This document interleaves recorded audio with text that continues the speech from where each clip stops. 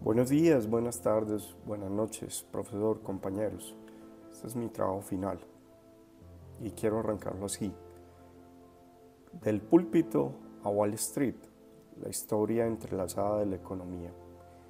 Y quiero arrancar haciendo una pregunta.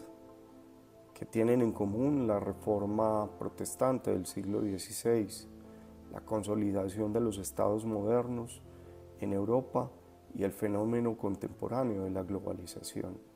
Aunque podrían parecer unos procesos desconectados en tiempo y lugar, en realidad son piezas de un mismo rompecabezas. La construcción de la economía occidental. Detrás de las cifras del comercio, de los gráficos de crecimiento y de las monedas que circulan día a día, puede haber algo más profundo, ideas, creencias y formas de organización que tienen que ver con lo social, con lo cultural, con lo político, que han dado forma a lo que hoy entendemos como capitalismo. Es este recorrido el que tenemos que ver en tres claves fundamentales. El primero de ellos, indiscutiblemente, la ética religiosa en la conformación de esa mentalidad económica. El segundo, el papel de la nación y el Estado como posibles arquitectos de los mercados modernos. Y también tenemos que tener en cuenta los fenómenos de globalización, pero no solo lo de globalización, yo diría que también el fenómeno de la internacionalización y el concepto o su cercanía con el concepto de desarrollo como terreno de debate, de controversia y de oportunidad.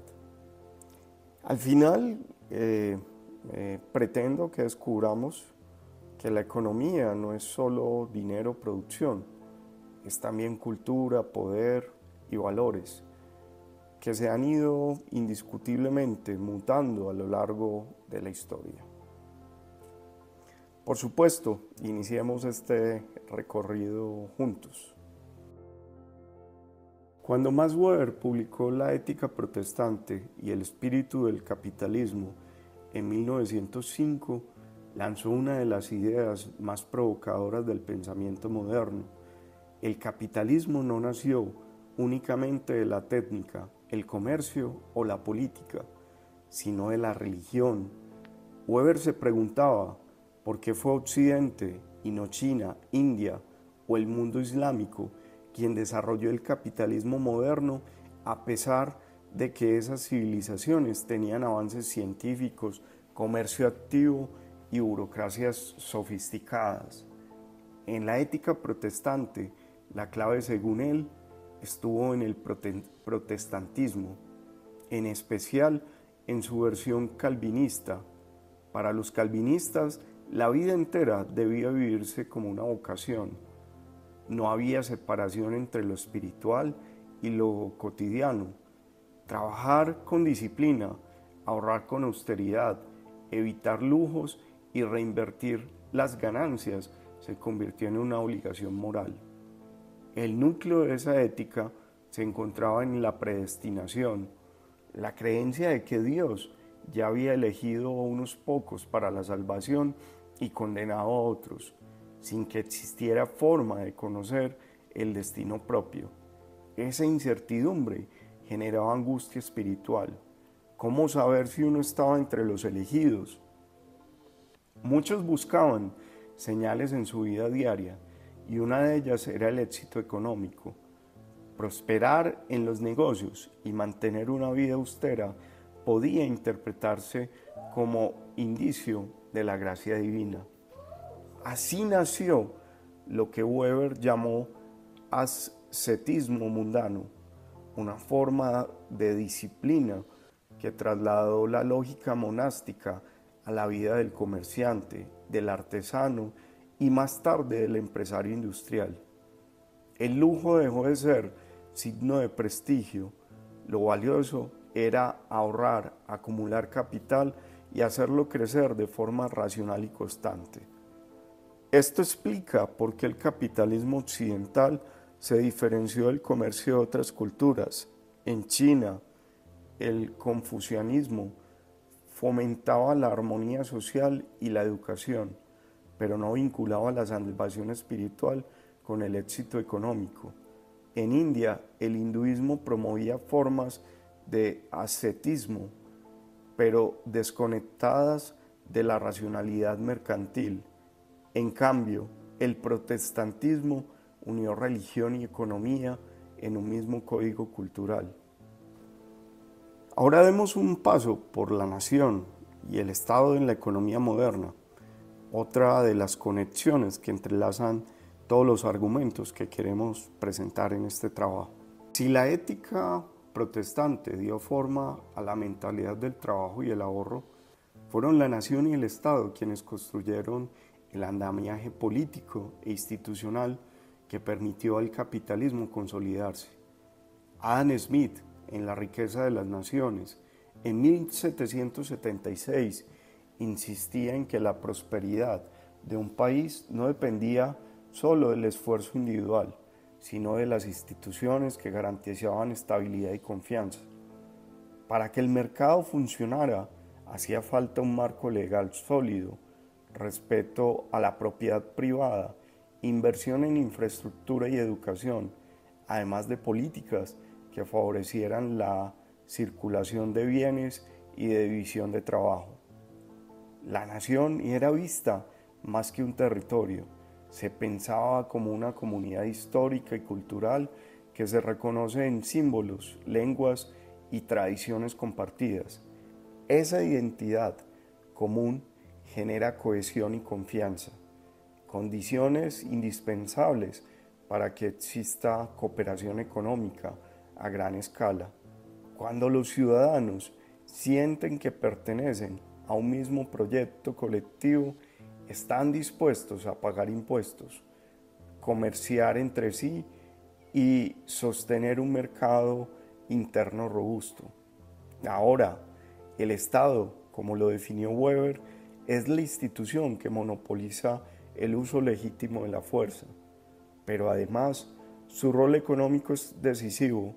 Organiza el sistema jurídico, garantiza que los contratos se cumplan, recauda impuestos que financian infraestructura, estabiliza la moneda, regula el comercio y establece seguridad en las transacciones. En el siglo XVIII, el Reino Unido no solo tuvo inversiones y empresarios audaces, también un Estado que construyó puertos y canales, promovió leyes de comercio, protegió la propiedad industrial y unificó la moneda.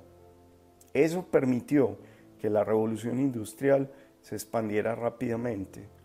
En Francia, pese a sus convulsiones internas, un Estado central logró crear un mercado nacional integrado y uniforme, lo que favoreció el crecimiento económico. En el mundo actual, dos conceptos concentran grandes discusiones sobre economía, globalización y desarrollo.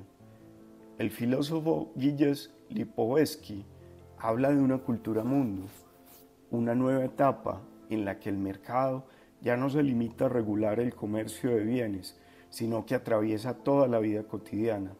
La globalización define qué consumimos, cómo nos comunicamos e incluso cómo imaginamos nuestra identidad. Globalizarse significa, en gran medida, adoptar patrones de producción, consumo y organización social que tienen origen en Occidente.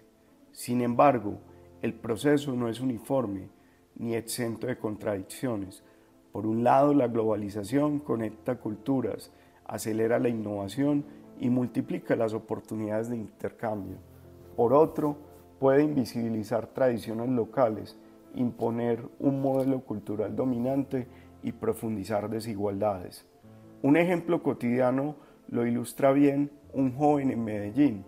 Escucha K-pop en Spotify, viste ropa fabricada en Bangladesh, usa un iPhone diseñado en California y al mismo tiempo celebra tradiciones locales como la Feria de las Flores.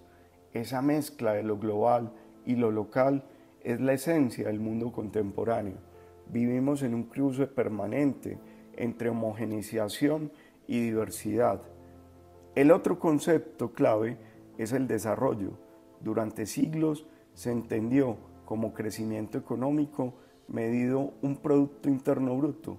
Sin embargo, hoy sabemos que ese indicador es insuficiente. Una economía puede crecer sin que mejore la calidad de vida de sus ciudadanos o incluso a costa de generar pobreza y daño ambiental.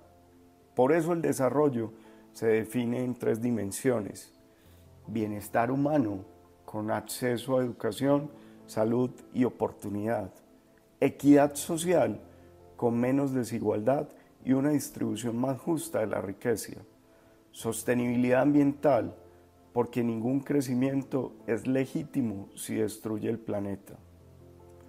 El dilema de la economía global es evidente. Crece a ritmos acelerados, pero al costo de crisis climática, concentración extrema de la riqueza y tensiones políticas y sociales.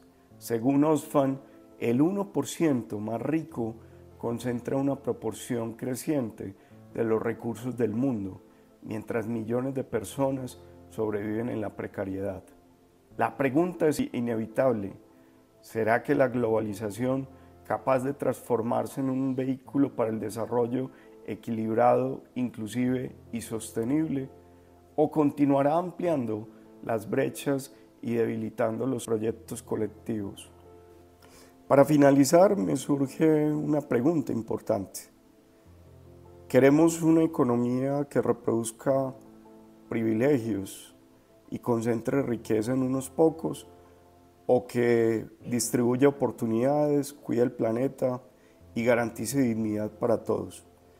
Indiscutiblemente, la respuesta no está solo en economistas, políticos o líderes empresariales.